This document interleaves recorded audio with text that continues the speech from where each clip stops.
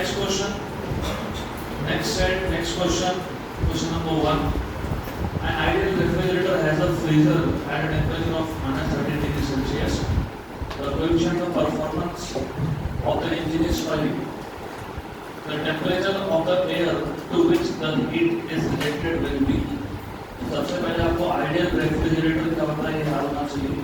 In case of refrigerator मतलब heat pump, हम लोग हीट कहाँ से निकालते हैं, कहाँ से एक्सट्रैक्ट करते हैं, फ्रॉम हॉट रीजन और कहाँ रिजेक्ट करते हैं, टू कोल्ड रीजन. गलत बोल रहा हूँ मैं, तो इसलिए ध्यान होना चाहिए. That is heat engine. Heat engine में you extract heat from hotter region and reject to colder region. But in refrigerator you do the other way around. एक कोल्ड रीजन होता है, कोल्ड चेम्बर होता है, वहाँ से आप हीट को एक्सट्रैक्ट करके हॉटर रीजन में रिजेक्ट करते हो. तो किसी भी रेफ्रिजरेटर का कोएफिशिएंट ऑफ परफॉर्मेंस के या फिर beta, this is if you remember हमने डिफाइन किया था क्या, what was the formula of beta और के, PC upon TH minus TC. PC upon TH, PC upon TH. I don't want to hear this. मुझे पता हो सीधा सीधा पहले तो बताओ in terms of work done. नहीं यार, नहीं यार. T1 upon T1 minus T2. What is T1? T1 is temperature of. What is T1? What is T2? Coefficient of performance का फॉर्मूला याद नहीं है, कैसे formula?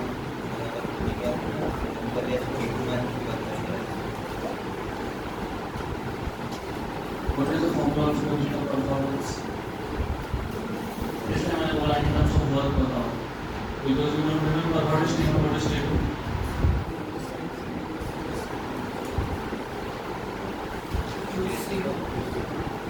What is T1, what is T2?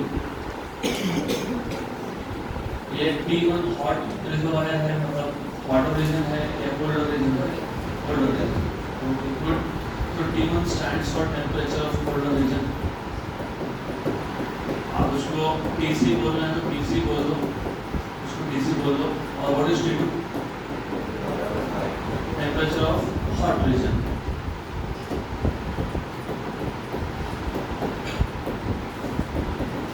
Okay, इसको तुम TH बोलो, चलेगा, कोई प्रॉब्लम नहीं है. तो you write K is equal to कैसे लिखते हो? TC upon TH minus TC. या फिर इसको मॉड लिख देते हो, व्हाटएवर इट इज, आपके ऊपर है. TH माइनस TC, कोई दिक्कत नहीं, ये थोड़ा मॉड ही है उसको.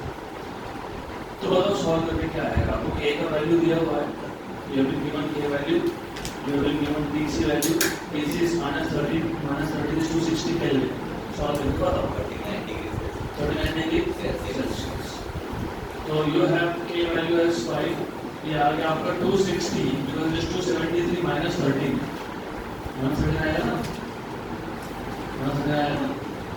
डिग्री सेल्सियस Kelvin में आ रहा हो upon TH minus 260. 1 था and how much? 52. तो TH minus 260 equal to 52. तो TH equal to 312 केल्विन नहीं है, इसको minus 273 कर लोगे तो डिग्री सेल्सियस में आ जाएगा. So that becomes 39 degree Celsius. 39 degree Celsius, option C. Done.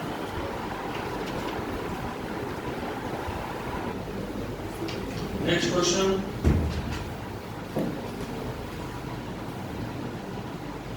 Next question is a joke. Simple सा question है. Thermodynamic processes are indicated in the following diagram. तो एक diagram दिया है, इसमें thermodynamic processes दिए हुए हैं आपको. आप लोग columns को match करना है. You supposed to match column 1 with column 2. क्या है तो column 1 P process 1. Process 1 कहाँ पे दिख रहा है? देख लो अच्छे से. Process 1. ये process 1 है. What do you think is the process 1? Isomeric, because the line parallel to basic axis is isomeric process. So P मतलब process 1 goes with C तो P और C ऑप्शन A और B में दिख रहा है तो C D तो नहीं हो सकता।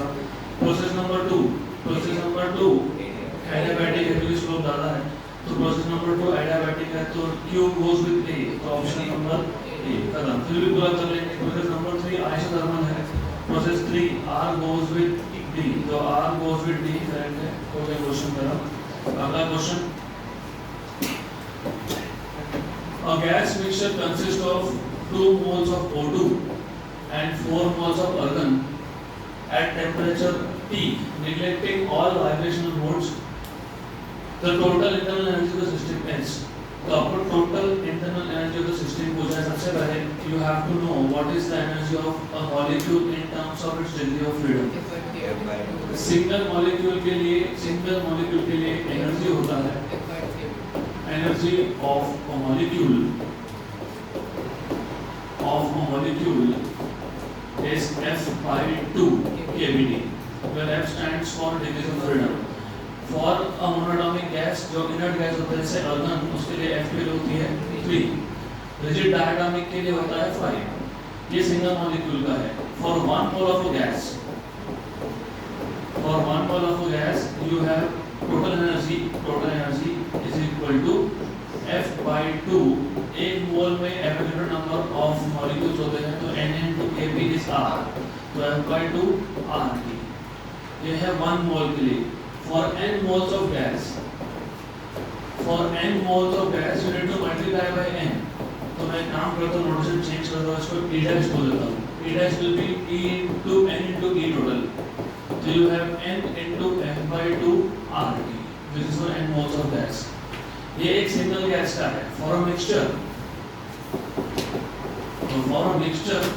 क्योंकि हमारे पास 2 गैस का मिक्सचर था, तो for a mixture you will have total energy total.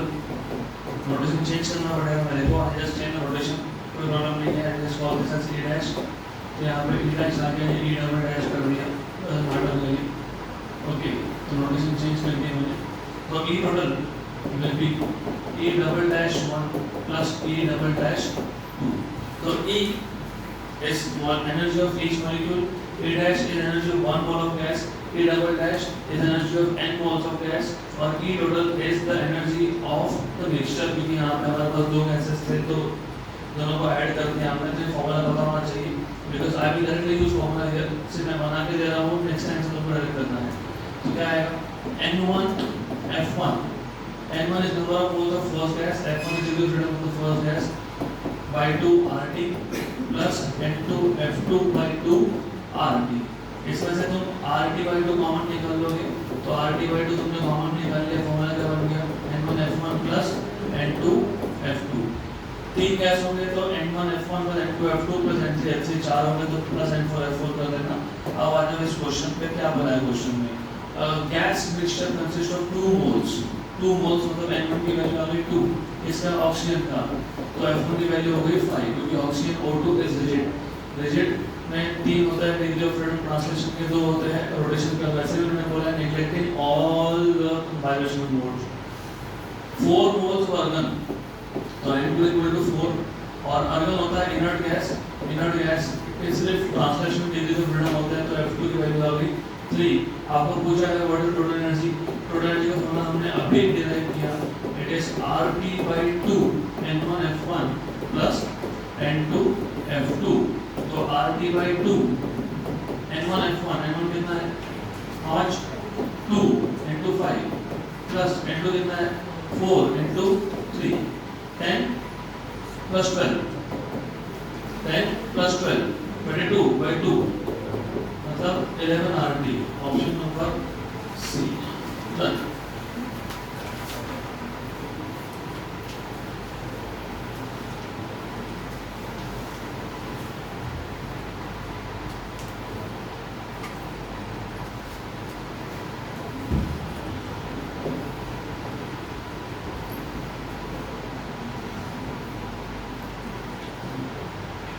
तो आपको फॉर मिक्सचर ऑफ गैस पूछा हो एनर्जी, तो RT by 2 N1 F1 plus N2 F2 plus N3 F3 plus N4 F4 जितने गैस होंगे उतने टर्म्स बढ़ जाएंगे।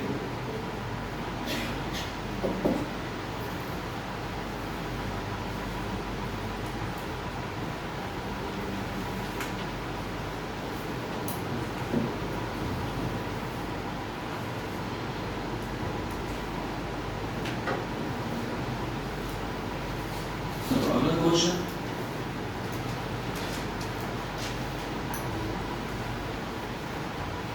next question. 1 mole of an ideal monatomic gas undergoes a process described by the equation Pv(H2) equal to constant. The heat capacity of the gas during this process is. सबसे पहले you have to understand कि Pv(H2) equal to constant is not same as Pv(H2) gamma equal to constant. तो गलती से भी ऐसा लिखना मत फिर बोलोगे गामा की वैल्यू 3 है, गामा की वैल्यू 3 हो ही नहीं सकती, because if you remember what is gamma for monatomic gas, how much is that? 1.66. 1.66 for a rigid diatomic 7/5, that is 1.4. उसके बाद 1.2, तो maximum value gamma can have is 1.66, तो ये 3 है, ये तो हो ही नहीं सकता। तो इसको कंपेयर करने के लिए you have to use some other formula, अगर याद होगा तो यार ये भी हम लोगों ने सॉल्व किया हुआ, we have done this in our regular course. तो चलो इसको x बोल देता हूँ, अब कंपेयर करोगे तो x की वैल्यू कितनी आ गई 3, और आपको बोला है what is the specific heat capacity. Heat capacity कैसे फाइंड करोगे, ये होता है Cv plus R upon 1 minus x। तो आपको कहीं नहीं बोला कि specific heat capacity, constant volume, constant pressure, सिर्फ हीट कैपेसिटी बोला है। तो पहला number 1 Pv raise to something और जो रेज टू पावर है वो it is greater than 1.66 and integer 2 3 4 5 6, तो उस केस में ये जो पावर है वो गामा नहीं होता है, मतलब this is not an adiabatic process first of all. फिर x की वैल्यू तुमको 3 मिल गई and you are supposed to find heat capacity, कहीं भी नहीं बोला कि specific heat capacity, constant pressure, constant volume, ऐसा कुछ नहीं बोला। तो उस केस में ये फॉर्मूला यूज करना पड़ता है आपको, Cv plus R upon 1 minus x। Monoatomic gas का Cv क्या होता है 3R/2, R अपॉन 1 माइनस 3, तो ये आ गया आपके पास 3R/2, this is minus R/2, हो गया। तो कितना आ गया 3R माइनस R/2, मतलब कितना आ गया R आ गया। R ऑप्शन में है, ऑप्शन नंबर डी।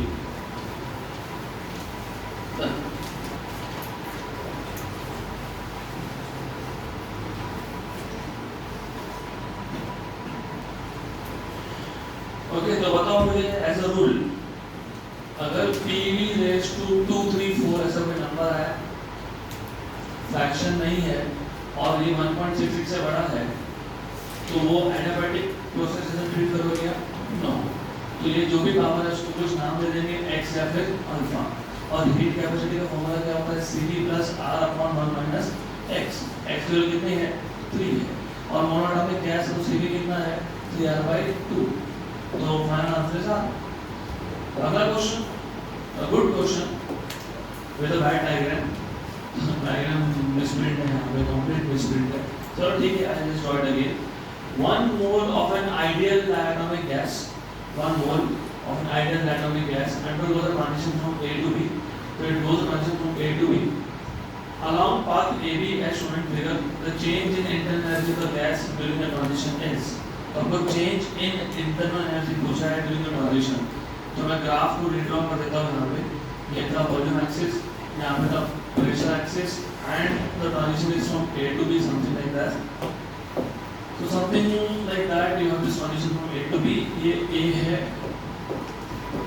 ये B है, and corresponding to B the value of volume is 6 I guess, and corresponding to A it is 4, and pressure values are 2 and 5, so this is like 2, this is like 5, and just verify this, what does it say? Yes, and of course pressure is in kilopascal, not in pascal, it is in kilopascal, तो ये kPa में है, kilopascal में है, तो there the pressure is in kilopascal। तो आपको पूछा what is the change in internal energy, change in internal energy during this process, how do you find out change in internal energy and CVT, तो delta U is NCV delta T, n की value 1, gas कौन सा है, diatomic, diatomic के CV का होता है 5R/2, 5R/2, this is final temperature minus initial temperature, final state कौन सा है, B है, तो temperature at B minus temperature at A, correct. तो this is what you will have. अब इसे प्रॉब्लम क्या है ना, R की वैल्यू तो हम लोग यूज कर लेंगे, या तो R कैंसिल ही हो जाएगा, कैंसिल हो जाएगा वो। Problem is that you have pressure volume diagram, temperature पता नहीं, identity equation PV equal to nRT, PV equal to nRT, लेकिन n की वैल्यू कितनी थी, 1, तो लिखा नहीं मैंने, तो T क्या हो जाएगा, PV by R, तो TB will be PV by R and TA will be PAVA by R। ये तो सब्स्टिट्यूट कर दोगे इक्वेशन नंबर 1 में, तो इक्वेशन नंबर 2 को इक्वेशन 1 में सब्स्टिट्यूट कर दोगे, तो from 1 and 2 what you will get is delta U equal to 5R/2, PV is PV by R and this is PAVA by R। R common निकाल के cancel कर लो, तो 5/2 PV minus PAVA, 5/2 PV, what is the value of PV, कितना 2 kilo pascal, तो 2 kilo 10 to 3 में बाहर रखते हैं।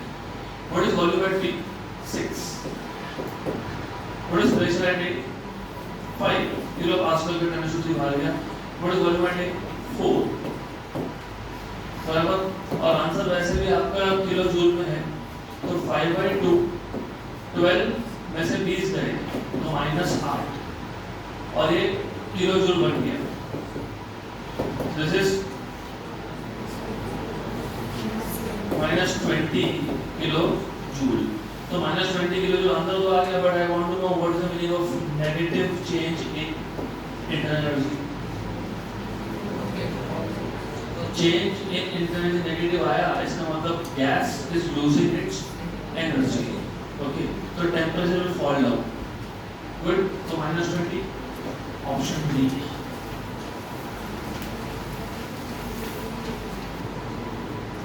नेक्स्ट क्वेश्चन, तो ये याद रखना, अभी छोटे छोटे चीजें हैं। माइनस का मतलब क्या होता है, the gas is losing it's internal energy, इसका मतलब क्या होता है कि हीट सप्लाई कम हुआ, वर्क डन ज्यादा हो गया, तो कुछ अमाउंट ऑफ एनर्जी गैस ने खुद का यूज कर लिया वर्क करने में, तो वर्क डन ज्यादा हो गया, तो इसका मतलब एनर्जी इज लॉस्ट, मतलब temperature will fall down. This is the condition for cooling of the gas, क्योंकि negative internal energy, change in energy negative मतलब गैस स्टार्ट्स कूलिंग डाउन। अगला question, okay, good question. A system is taken from state A to state C by two paths A, B, C and A, B, C. Okay, as shown in figure, the internal energy at A is 10 joule. Along the path ADC, the amount of heat absorbed dQ1 ADC is path के along amount of heat absorbed is 50 joule and the work done is 20 joule. Okay. Whereas along the path ABC, heat absorbed is 36 joule. The amount of work done along path ABC is. तो question क्या है पहले समझ लो। अच्छा question है, simple question है, और हमने ये क्वेश्चन फुल कोर्स में सॉल्व किया है, अगर याद होगा तो। पहली बात समझ लो, जब इनिशियल और फाइनल स्टेट सेम हो, इनिशियल और फाइनल स्टेट, यहाँ इनिशियल स्टेट A है, फाइनल स्टेट C है, राइट? सिर्फ पाथ अलग अलग है, एक है ADC, एक है ABC। Initial state is A, final state is C। जब ऐसा हो तो change in internal energy same होता है। और if you remember from float पता है, float first law of thermodynamics, तो using first law of thermodynamics, if you remember, heat supplied is partially used to increase and partially does work. तो जो पहला path हमने बोला था, कौन सा पाथ बोला पहले, ADC। ADC पाथ के अराउंड ADC path के along, remember कितना amount of heat absorb हुआ 50 और वर्क कितना हुआ 20, बराबर?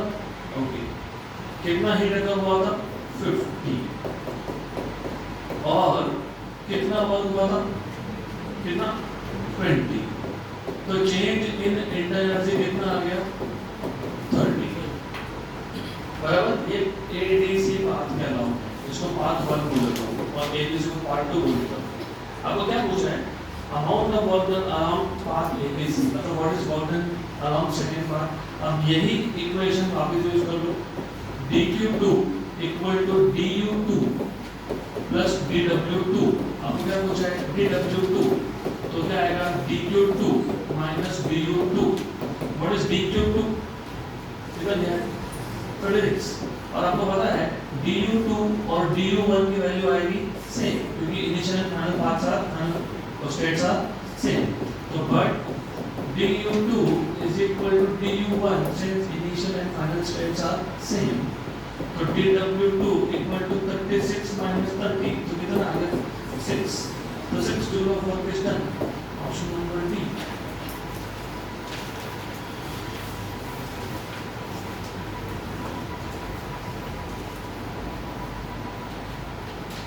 अगला क्वेश्चन,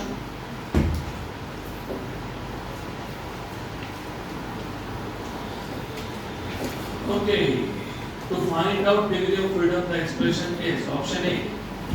सिंपल सा क्वेश्चन था, अभी क्यों ऑप्शन ए, तो तुम मेरे फॉर्मूला याद रखो, नहीं तो फिर मैं तुमको बताता हूँ, if you remember of course gamma is 1 + 2/f।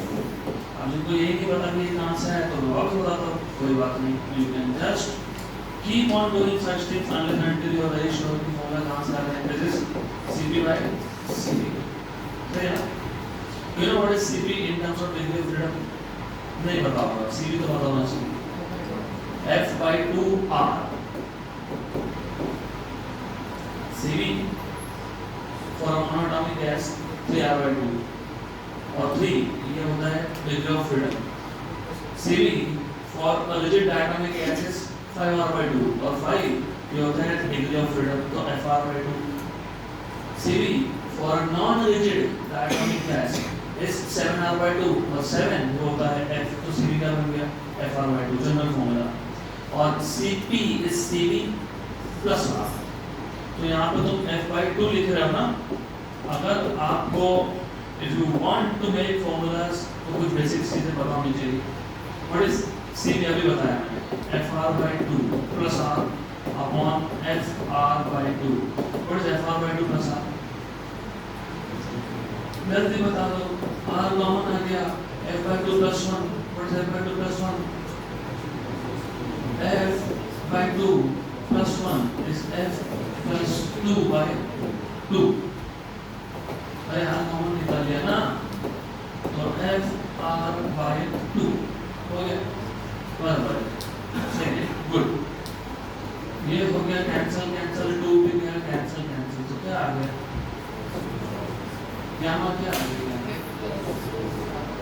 क्या आ गया गामा F प्लस 2/f, तो गामा क्या हो गया 1 + 2, तो गामा माइनस 1 क्या हो गया 2/f, तो F क्या हो गया 2/गामा माइनस 1, तो ये तो बता 2/गामा माइनस 1, तो ये डायरेक्टली फॉर्मूला याद रहेगा, बेटर ऑफ, गुड।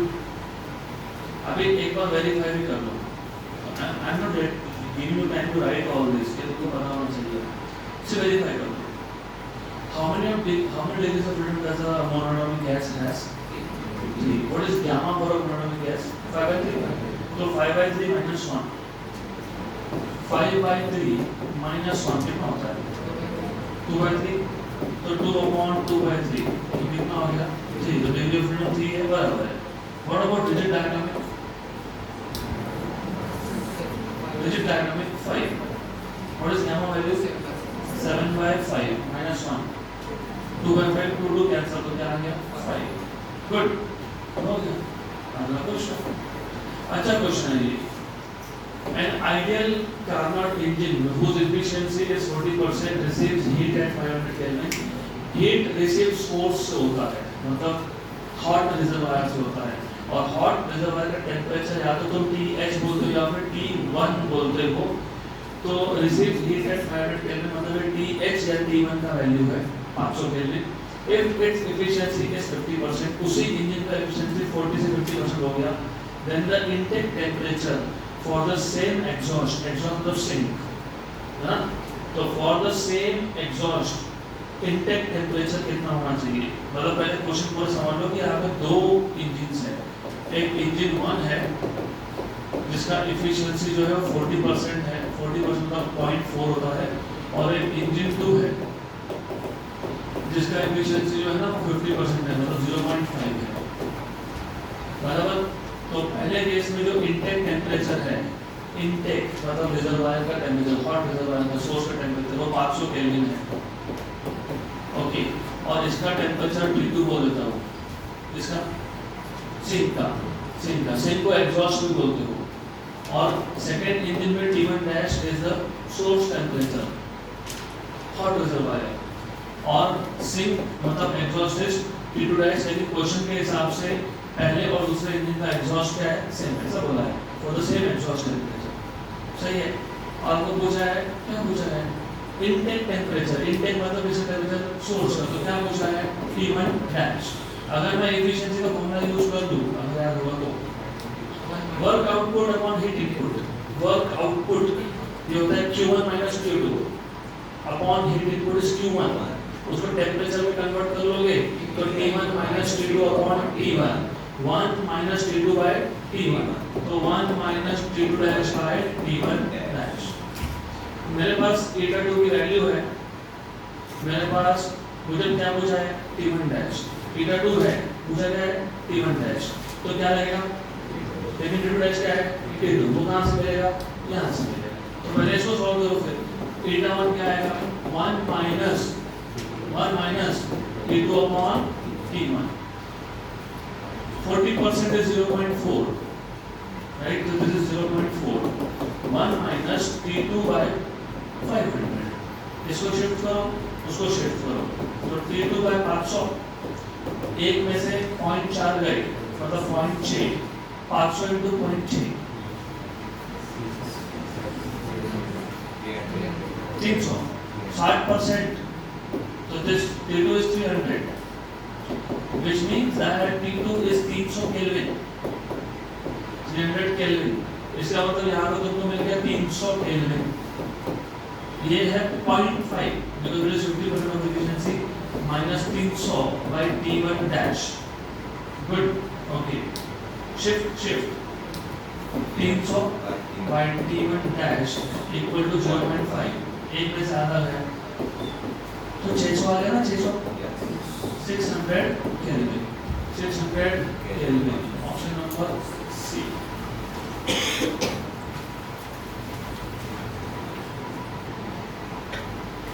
अगला क्वेश्चन,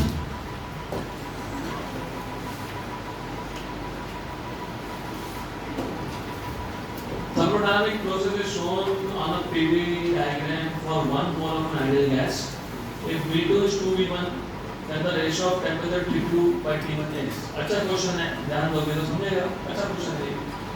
एक थर्मोडायनामिक प्रोसेस है जिसको हमने PV डायग्राम पे शो कर दिया, और यहाँ पे 1 मोल ऑफ आइडियल गैस है, मतलब N की वैल्यू 1 है, final volume is twice of initial volume. आपको पूछा है रेशियो T2 by T1 पूछा है, और ये जो तुम डायग्राम देख रहे हो ना, इसमें PV raise to half equal to constant लिखा हुआ है, क्या लिखा हुआ है, PV raise to half equal to constant लिखा हुआ है, सही है। और पूछा क्या आपको T2 by T1, ऐसा आपको पूछा है, व्हाट द रेशियो।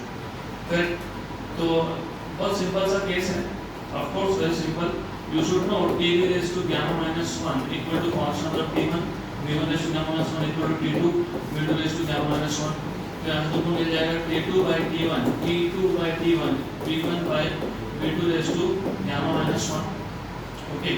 तो V1 by V2 भी पता तुमको यहाँ से V1 by V2 is 1/2 raised to gamma minus 1, ऐसा आ गया वो, करेक्ट। ये आ गया आपका T2 by T1, what is gamma value, इसको अगर तुम कंपेयर करते हो इससे PV raised to gamma equal to constant, तो मैंने से बोला था कि ऊपर इंटीजर ग्रेटर देन 2 के लिए मत करना डायरेक्ट कंपैरिजन, लेकिन ये इंटीजर है क्या? नहीं। तो डायरेक्टली कंपेयर करोगे तो p raise to gamma equal to constant, तो यहाँ से तुमको मिल जाएगा गामा का वैल्यू हाफ, तो यह आ जाएगा आपका 1/2 हाफ माइनस 1, तो 1/2 माइनस हाफ मतलब 1/2 रेज़ टू माइनस हाफ मतलब 2 रेज़ टू हाफ, तो √2, तो T2/T1 is equal to √2, option D करना।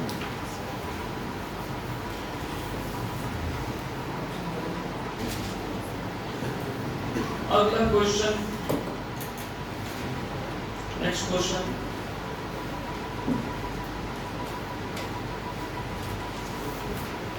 अब ये क्वेश्चन पे ध्यान दो क्योंकि I feel this is wrong, option are wrong and also if you check online you will not get any proper solution or explanation for the same.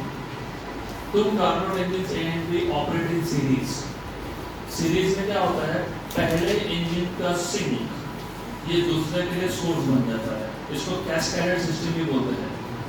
पहले engine का sink ये दूसरे का सोर्स होता है, पहले इंजन का सिंक ये दूसरे का सोर्स होता है, such that engine A absorbs heat at temperature T1 and rejects heat to a sink at temperature T. Engine B absorbs half of the heat rejected by engine A. Engine A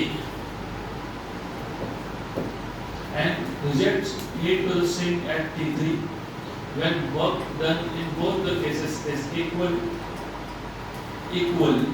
value of TH. आपको T की value पूछनी है, तो पहले system पूरा समझ लो। ऐसा है, इंजन A का सोर्स, ये इंजन A का सिंक और ये इंजन B का सिंक, वैसा है, ये सोर्स है, ये सिंक है, लेकिन यही सोर्स है सेकेंड इंजन का और ये सिंक है। ये A इंजन हो गया और ये बी इंजन हो गया। यहाँ का टेम्परेचर T1 बोला है, यहाँ का टेम्परेचर T है, यहाँ का टेम्परेचर T3 है। यहाँ से अमाउंट ऑफ हीट अगर एक्सट्रैक्ट हुआ Q1, उसमें से एक पार्ट हो गया वर्कन बाय इंजन A, बचा हुआ हीट जो भी होगा रिजेक्टेड टू द सिंक है Q2, करेक्ट? सही, ओके। और क्या है, टेम्परेचर कितना बोला हुआ है? T, क्लियरली बोला है टेम्परेचर कितना है? T। अब ऐसा बोला है कि यहाँ पे जो सेकेंड इंजन है B, उसमें कितना हीट एक्सट्रैक्ट किया, जितना भी A ने रिजेक्ट किया उसका हाफ, मतलब Q1 dash is Q2/2, heat rejected by engine A Q2 उसका हाफ एक्सट्रैक्ट हुआ, इसका एक पार्ट वर्क पे चला गया और जो बचा हुआ है वो रिजेक्ट हो गया, इसको मैं फिलहाल Q2 डैश बोल रहा हूँ, ओके। लेकिन Q2 dash is equal to Q3, क्योंकि टेम्परेचर T3 बोला है तो सिर्फ मैंने सिंक्रोनाइज करने के लिए Q3 बोल दिया इसको, बराबर। अभी आपको पता होना चाहिए हीट एक जनरल इंजन के लिए, for any engine, for any heat engine you should no, you must know, for any heat engine जितना भी हीट एक्सट्रैक्ट हुआ है Q1, उसका एक पार्ट वर्क में कन्वर्ट होता है, बचा हुआ जो होता है वो रिजेक्ट हो जाता है, क्योंकि according to Kelvin Planck statement, engine statement, heat absorbed can never be totally converted to work. तो heat absorbed is Q1, उसका एक ही पार्ट वर्क में कन्वर्ट होगा, बचा हुआ रिजेक्ट हो जाएगा। तो work done in general is always Q1 minus Q2. तो work done for engine A will be Q1 minus Q2, क्योंकि Q1 is absorbed, Q2 is rejected, and work done for B is Q1 dash minus how much? Q2 dash. सही है, लेकिन according to the question work done in both the cases are same, लेकिन आपको बोला ऐसा है कि work done WA and WB they are same, तो WA is Q1 minus Q2 and this is Q1 dash minus Q2 dash, बराबर हो गया। तो Q1 minus Q2 equal to Q1 dash is Q2/2 and Q2 dash is Q3, तो आपको मिल गया Q1 minus Q3 equal to Q2/2 plus Q2, इसका मतलब Q1 minus Q3 equal to 3Q2/2, तो ये 3/2 है, यहाँ पे लाओगे तो 2/3 हो जाएगा, 2/3 Q1 होगा, यस ऑफ कोर्स प्लस होगा। तो 2/3 Q3 इक्वल टू Q2, लेकिन but as you know heat and temperatures are directly proportional to each other, तो जहाँ जहाँ Q लिखा है वहाँ T लिख दो। तो 2/3 T1 plus 2/3 T3 equal to T2, लेकिन T2 को क्या नाम दिया हुआ है T, तो T कितना होना चाहिए 2/3 T1 प्लस 2/3 T3, ऐसा ऑप्शन नहीं है, that is why I told you कि यहाँ पे होना चाहिए था 2, option number D with correction. अभी जैसा क्वेश्चन दिया उसके हिसाब से ऐसा ही सॉल्यूशन बनता है, लेकिन कहीं पे भी अगर ऑप्शन डी दिया है विदाउट करेक्शन, हम लोग करेक्शन करके देखेंगे तो ना।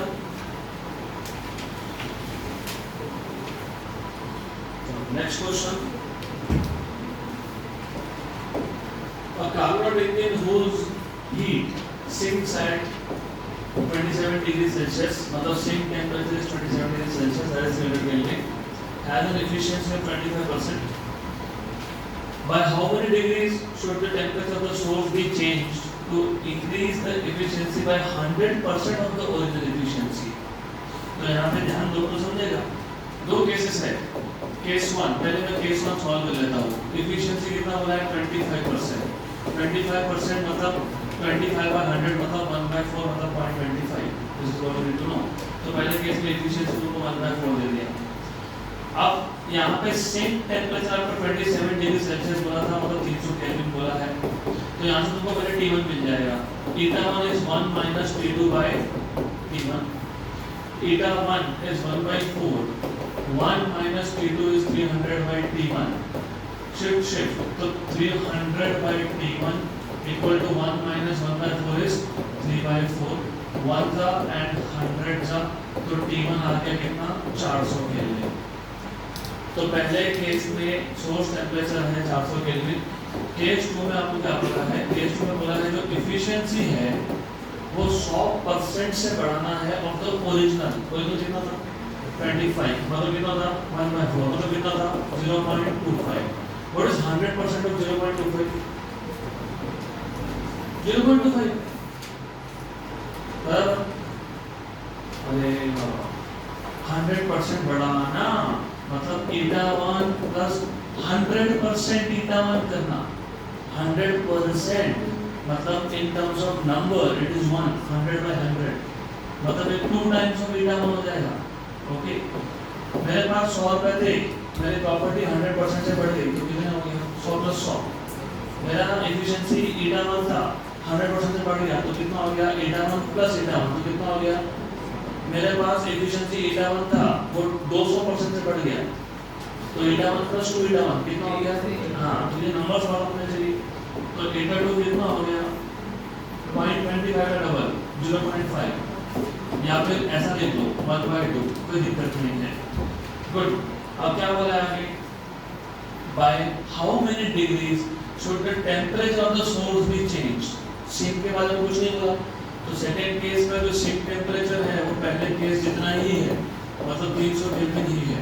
सिर्फ T1 डैश फाइंड कर लो पहले, तो कर लो फाइंड। तो कैसे करोगे, eta2 = 1 minus T2 dash upon T1 dash, ये कितना आ गया 1/2, 1 minus T2 dash, T2 dash T2 dash T2 dash is equal to T2 कितना है 300 upon T1 dash, shift half, तो कितना हो गया 600 kelvin. So what is delta T dash, T1 dash? Okay, what is the change in temperature of the source? T1 dash minus T1, तो 600 में से 400 गए, तो कितना गया 200, तो 200 से बढ़ना चाहिए। Increase by 200 डिग्री सेल्सियस या increase by 200 kelvin is 170।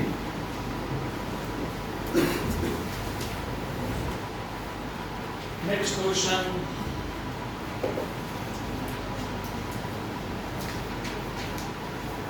A monatomic gas at pressure P and volume V is suddenly compressed. Sudden compression is adiabatic process to 1/8 of its original volume. The final pressure at constant entropy will be, simple सा question है, V2 is V1/8 ऐसा बोला है। Monatomic gas है तो gamma value 5/3 तुमको पता होगा ही।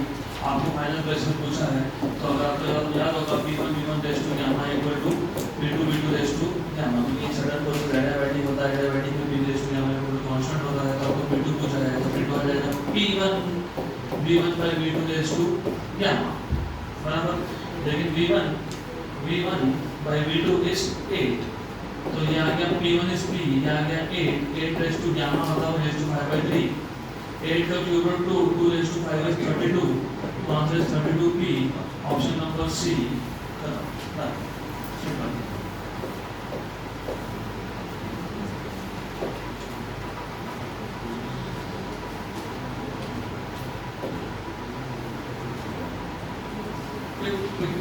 क्विक।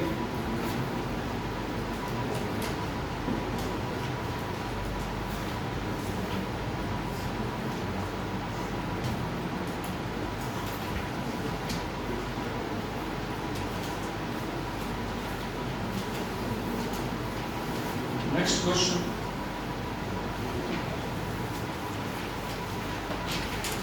अगला question,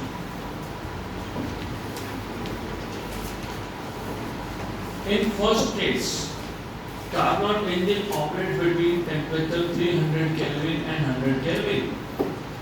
In second case, as shown in figure, a combination of two engines is used. The efficiency of this combination is, तो ऐसा है, पहले तो फर्स्ट केस बोला है, फर्स्ट केस, पहले केस में जो कार्नोट इंजन था it was operating between 300 and 100, मतलब बेसिकली ऐसा था कि बीच में कुछ नहीं था, सिर्फ था आपके पास 300 केल्विन और था 100 केल्विन, ऐसा था पहला केस। तो केस 1 यहाँ लिख रहा हूँ मैं, केस 1 में engine was operating between 300 and 100, और यहाँ जो भी इफिशिएंसी होगा उसको क्या बोल देंगे, eta1। ये पहले केस का, तो पहले केस का इफिशिएंसी जो है ना eta1 वो आ जाएगा 1 minus T2 by T1, 1 minus 100 by 300, 1 minus number is 2 by 3, ये पहला केस है। ओके, अब क्या बोला है, in the second case as shown in figure, ये सेकंड केस है, a combination of two engines is used, so it is used in a combination। तो पहला इंजन जो है ना, पहला इंजन वो 300 से 200 और दूसरा 200 से 100, मतलब पहले का सिंक दूसरे का सोर्स है, बराबर। तो एफिशिएंसी क्या आएगा ऐसा आपको पूछा है, तो एफिशिएंसी क्या आएगा आपको बताना चाहिए, इसको कैस्केडेड सिस्टम बोलते हैं। इसमें ना, इसमें अगर इसका मैं एफिशिएंसी eta1 डैश बोल दूं और इसका अगर मैं eta2 डैश बोल दूं, तो कैस्केडेड सिस्टम का जो एफिशिएंसी होता है, इफेक्टिव एफिशिएंसी इन केस 2, ये केस 1 था, केस 2 में जो इफेक्टिव एफिशिएंसी होता है, इफेक्टिव वो होता है eta1 dash plus eta2 dash minus eta1 dash into eta2 dash. ये सिर्फ तब जब पहले का सिंक दूसरे का सोर्स कैस्केड सिस्टम होता, तो पहले वो जब eta1 डैश फाइंड करोगे, eta1 dash is 1 minus t2 dash upon t1 dash, right. 1 minus, या तो सीधे वैल्यू लिख देता हूं मैं, कोई बात नहीं। पहले का सिंक कितने पे है, 200 पे, और सोर्स कितने पे है, 300, तो 1 minus 2/3 कितना हो गया, 1/3, ठीक है। दूसरे का दूसरा सिंक कितने पे, 100 पे, और सोर्स कितने पे, तो 1 minus 1/2 is 1/2, हो गया। ये आप सब्स्टिट्यूट कर दो, तो सेकंड केस में जो एफिशिएंसी आएगी effective, that is 1/3 plus 1/2 minus 1/3 into 1/2, तो ये आ गया 3 प्लस 2 5/6, और ये आ गया 1/6, दैट इज 4/6, दैट इज 2/3, तो 2/3 और 2/3 सेम, तो सेम है, same as that of first case.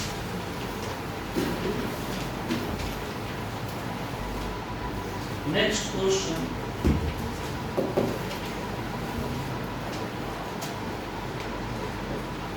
An ideal gas is taken through A to B to C to A. पहली बात तो साइक्लिक प्रोसेस है, A to B to C to A, as shown in the given figure. If the net heat supplied to the gas in the cycle is 55 joule, the work done by the gas in the process C to A है ये C to A. What is the work done by the gas in the process C to A ऐसा पूछा है. तो the good question. तो हमारे पास एक PV diagram है. We have a PV diagram. Okay. तो आपको क्या बोला है? आपको बोला है कि इस प्रोसेस में A से B से C से वापस के आने तक what is the amount of heat supplied? 55 joules. 55 joules. तो Q is 55 joules. और आपको पूछा what is the work done in the process C to A. तो पहले तो बताना चाहिए total work done. वो total work done is work done from A to B plus work done from B to C plus work done from C to A. So total work done is equal to work done from A to B is 0. क्यों 0? गलत बता रहे हैं. नीचे pressure axis है. Work done from B to C is 0 क्योंकि B to C is at constant volume. Volume axis वहाँ पे है. ओके. तो ऐसे गड़बड़ नहीं करना. Therefore work done from C to A is total work done minus work done from A to B. अभी work done from A to B कैसे निकालोगे? Work done from A to B. A से B जाने में क्या change हुआ? Volume. लेकिन एक कौन सा प्रोसेस है? At constant pressure, ISO RA. तो ये होता है PdV. This is PdV. That is P. A to B final volume minus initial volume. So work done from A to B is what is pressure? 10. What is final volume? 2 minus 1. So 2 minus 1. तो कितना आ गया? 10. तो 10 joule. ये आ गया A to B. लेकिन मुझे अगर work done from C to A चाहिए, तो I want to find out the total work done. Total work done तो करना है ना? तो total work done कैसे find करेंगे? Cyclic process है. Using float. First law of thermodynamics. Total heat supply is equal to change in internal energy plus total work done. बराबर. तो heat supply कितना था? 55. और ये कितना था? 0. तो what is total work done? 55. बराबर. ओके. तो 55 में से 10 माइनस कर दो. देखते हैं ना आंसर आता है कि देखते हैं. नहीं आएगा तो कहीं ना कहीं गड़बड़ होगी वो फाइंड कर लेंगे. क्या ही प्रॉब्लम है? 55 में से 10 गए तो आंसर क्या आना चाहिए? 45. 45 तो है नहीं आंसर. ये आंसर करो. Total bonus. Okay. Total bonus ये आंसर करो. वो भी देख लेते हैं. तो टोटल बोनस ये आंसर करो. मतलब एरिया फाइंड. तो total work done is area prime. What is area prime? Half base into half base. Base ये बन गया कितना है? 2 minus 1. और height ये है 10 minus 1. That is 9. तो कितना हो गया? 9 by 2. 9 by 2 is 4.5. 4.5. तो work done from C to A. From C to A. A is total work done minus from A to B. तो कितना हो गया? 4.5 में से कितना गया? कितना गया? 10 गया. तो कितना आया? minus 5.5. minus 5.5. ये भी नहीं आ रहा. नहीं आ रहा. तो कहाँ गड़बड़ हुई? Where did we go wrong?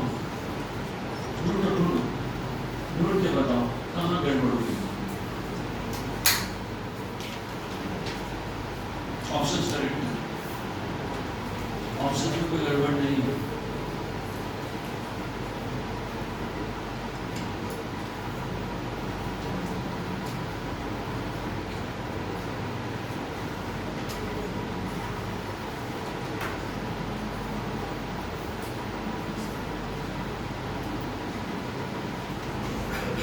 कहाँ हो गई गड़बड़?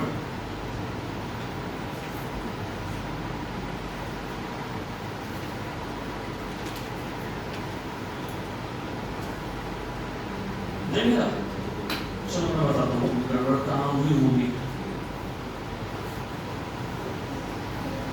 अगर मैं इसको 5 जूल कर दूँ 55 की जगह पे, और ये नहीं करना, साइक्लिक प्रोसेस है, साइक्लिक प्रोसेस में ना ऐसा ही करना पड़ता है, ठीक है। साइक्लिक प्रोसेस में डेल्टा यू कितना है, टोटल बोलते हैं 5, कितना 5, तो वोल्टेज ऑफ सीरीज में कितना हो गया, total minus A to B, total कितना था 5, ए टू बी कितना है 10, ये कितना हो गया माइनस 5 है क्या, तो प्रिंटिंग मिस्टेक था, 55 नहीं था वो 5 था, कितना था वो 5, तो हमारी गलती नहीं है, प्रिंटिंग मिस्टेक, तो that's it for today।